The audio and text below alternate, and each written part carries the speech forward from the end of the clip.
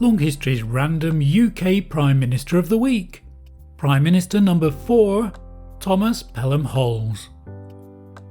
Hello everyone and welcome to another episode of Random UK Prime Minister of the Week. And this week our random number generator has taken us back to one of the very first Prime Ministers. And this is in fact Prime Minister number 4, Thomas Pelham-Holles, and he was in power between 1754 and 1756, and then once again from 1757 to 1762. Here on Random UK Prime Minister of the Week, every week we literally take a Prime Minister at random and then ask a series of questions such as how did they get into office, what were their main achievements in office, and why did they leave office. Along the way, we paint a picture of the times.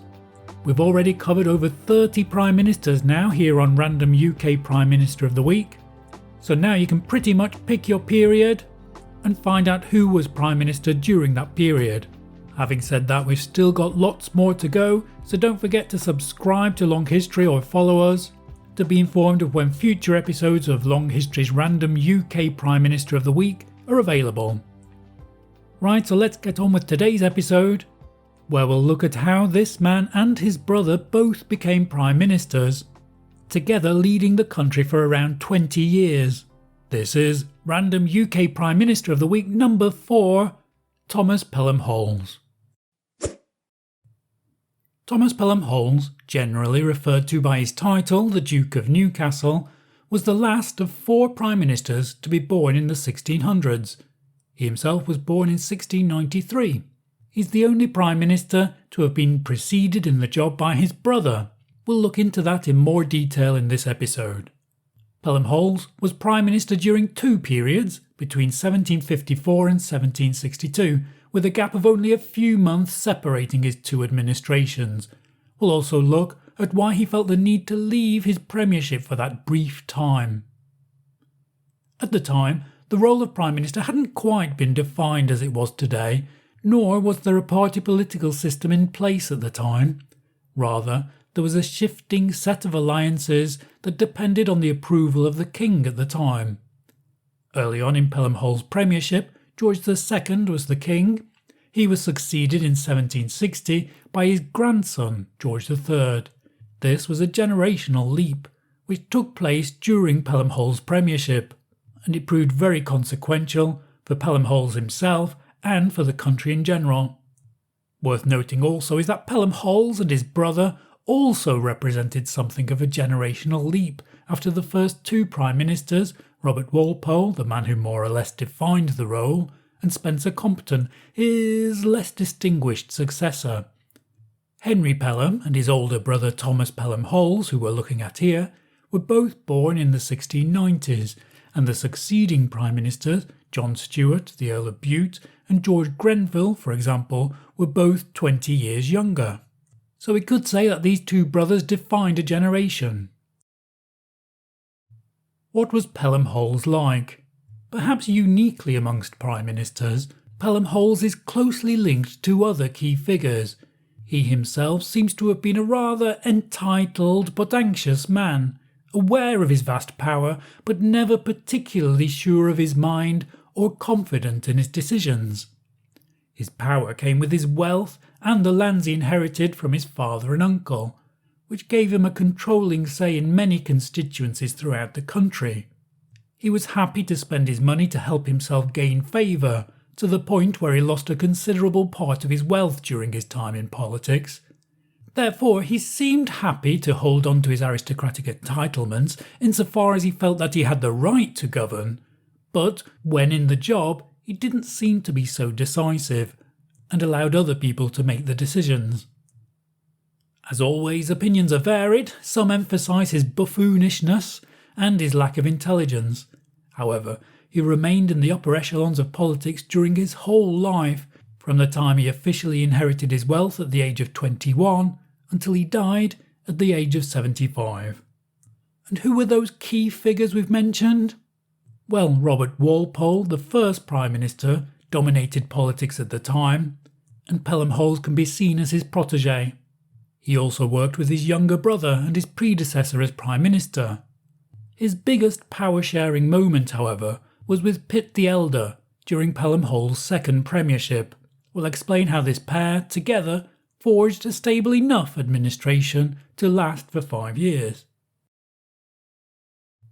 What was the historical background? Pelham-Holles' early adulthood was dominated by succession issues after the death of Queen Anne with no heirs.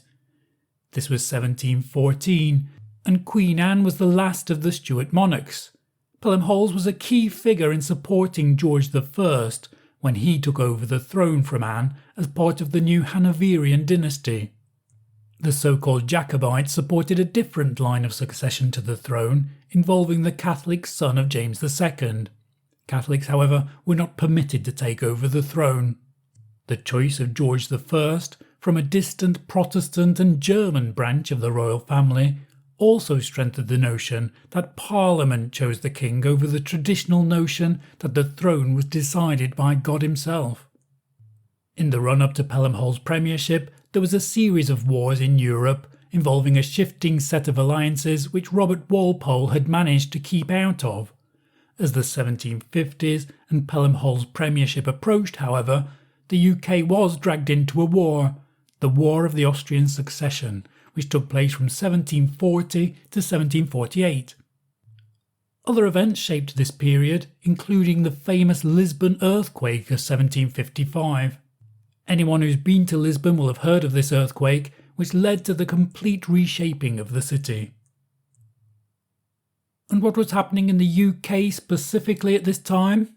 In terms relating to Pelham-Holles, he consistently supported the Hanoverian kings George I, then his son George II, who was in office during the beginning of Pelham-Holles' premiership, and then George II's grandson, who was creatively named George III. He took over the reins of power in 1760 and signalled the beginning of the end of Pelham-Holles' premiership. What was happening in the US at the time? Well, in every episode of Random UK Prime Minister of the Week, we like to take a look across the Atlantic to contextualise things a little. And of course, the United States as an independent country didn't exist at this time.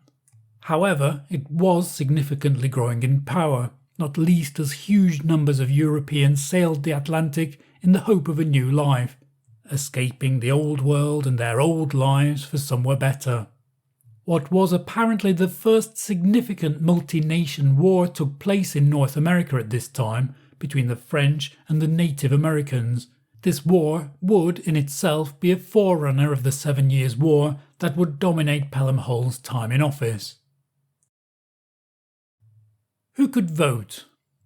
We also like to ask this question in every episode of Random UK Prime Minister of the Week, just to trace the development of democracy over time. And of course, as this was one of the early Prime Ministers, we can't really say that the UK was a democracy at that time, and even terms such as the UK take on entirely different definitions at that time. The vote, as such, was restricted to the upper class. Now, in the Houses of Parliament, there are two houses, the House of Lords and the House of Commons. And Pelham-Holles, as he inherited his title, was part of the House of Lords. In the House of Commons, on the other hand, members represented constituencies. In the proto-democracy of the day, these constituencies at the time included rotten boroughs where there were so few voters that one or two wealthy landowners held sway over who became the Member of Parliament. And as a rich landowner, Pelham-Holles himself had influence over many constituencies. However, as he was a member of the House of Lords, he was an even less democratic figure than most of the Prime Ministers at this time. This did mean, however, that he relied on allegiances with other leaders in order to maintain his power. He had the money, he had the connections, and the political clout thanks to his inheritance. However, during his second period in office as Prime Minister in particular, he relied on Pitt the Elder, who held sway in the House of Commons. The king, however, disliked Pitt, so Pitt, in turn, relied on Pelham-Holles to keep the administration on firm footing in what can be seen as a dual premiership. What was Pelham-Holles' background? Thomas Pelham, who was the father of our Thomas Pelham-Holles, is the only man to have had two sons serve as Prime Minister. Both sons were the product of his second marriage, his first wife having died young. Our Thomas Pelham-Holles gained the double-barrelled Holles part of his surname when he inherited land from his uncle on his mother's side, the stipulation being that he would incorporate his uncle's surname into his own name. The future Prime Minister was born in 1693, and by 1714, when he turned 21, he'd inherited this vast amount of land through his father and this maternal uncle. He went to Westminster School and then Cambridge University. He'd become Lord Chamberlain by the time he was 23, already working in government, and this job at the time was the main link between the royal household and the government. Pelham-Holles backed Walpole during his time as the Prime Minister, apparently realising that he would be in charge for many years, as indeed he was. How did Pelham-Holles become Prime Minister? Well, this is another 18th century example of it's not what you know, it's who you know. Pelham-Holles' predecessor, as has been stated, was his brother Henry Pelham. Now, Henry Pelham took a more typical route towards the premiership for that time. As the younger brother, who wasn't going to inherit these great lands and wealth, politics was seen as a suitable role for him. And he does appear to have been a very successful Prime Minister, staying in the job for 11 years, but then he died. And the king at the time couldn't think of anyone else to succeed him in his premiership, so Pelham-Holles, who'd already worked alongside his brother in government, took over the top job. So what were his biggest achievements as Prime Minister? Well, he wasn't quite the same as his brother, lacking the decisiveness that came from knowing, frankly, that you have to stand up for yourself, and that you're not going to inherit lots of titles and money. The War of the Austrian Succession had ended by 1748, but there were still tensions in Europe, and by 1754, when Pelham-Holles took over from his brother, there were in particular disputes between the French and the British over North American territories. These rivalries created a bigger split in 1756 when Prussia joined the British side and Austria sided with the French. The ensuing conflict became known as the 7-Year War. And Pelham-Holles' first premiership came to an end as a consequence of the beginning of that war. Things went badly for the British at the beginning of the war, one of the most alarming consequences being the loss of Minorca, the island in the Mediterranean. Pelham-Holles placed the blame for this loss squarely on an admiral's shoulders. Admiral Byng, as he was known, would eventually be executed for this loss, but it was an act which as much served to shift the spotlight away from Pelham-Holles' role in the conflict as it did highlight Admiral Byng's blame. These early losses in the war eventually compelled Pelham-Holles to relinquish the premiership, but he was soon returned to the job when his successor, William Cavendish, the Duke of Devonshire, proved unable to put together a more stable government. Pelham-Holles' ambition and his sense of entitlement remained, but he preferred to share responsibility and power. He solved this by forging this alliance with Pitt the Elder, one man bringing in the House of Lords and the other bringing in the House of Commons, and they held together this administration until 1762.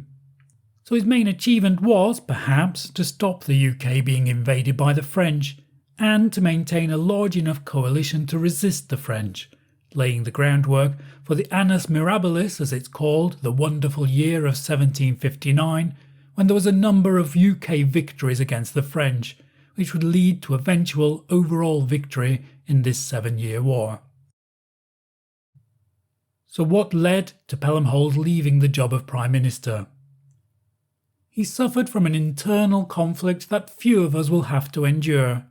He was aristocratic and well-connected. He was born to power, yet when you know your every whim will be satisfied, it's hard to know exactly what you want, and perhaps for this reason he lacked confidence in his own decisions. This meant that he lent on other people's support, as we've said, leading to this near-unique situation of a shared premiership. When George III became king in 1760, he wanted to sweep away the old guard. By now, the Hanoverian kings had settled into their job, and the new king in particular could not see the value of keeping the older supporters of his grandfather and his great-grandfather on his side. But the elder was soon swept out of his job, and then Pelham-Holles himself was evicted from the job by a king who wasn't interested in this older generation. He was replaced by the king's new favourite, John Stuart, the Earl of Bute, who was a full 20 years younger than Pelham-Holles. This would, in terms of premierships, lead to one of the least stable periods ever in British history, with a series of 6 or 7 premierships over the next decade, followed by the loss of the United States. But that was all in the years to come. Why should we remember Pelham-Holles? The fame of the Pelham family somewhat suffers from the English or British love of titles. Considering the Pelhams were in charge for 20 years more or less altogether, it's surprising that the name of Pelham isn't more famous. And this is because Thomas Pelham-Holles is more often known by his title the Duke of Newcastle. And then there's his brother Henry Pelham, who has a different surname and doesn't have such a distinguished title. Both men were in charge at an age of growing tensions, but these tensions will continue to increase to the point where this particular period actually seemed quite quiet.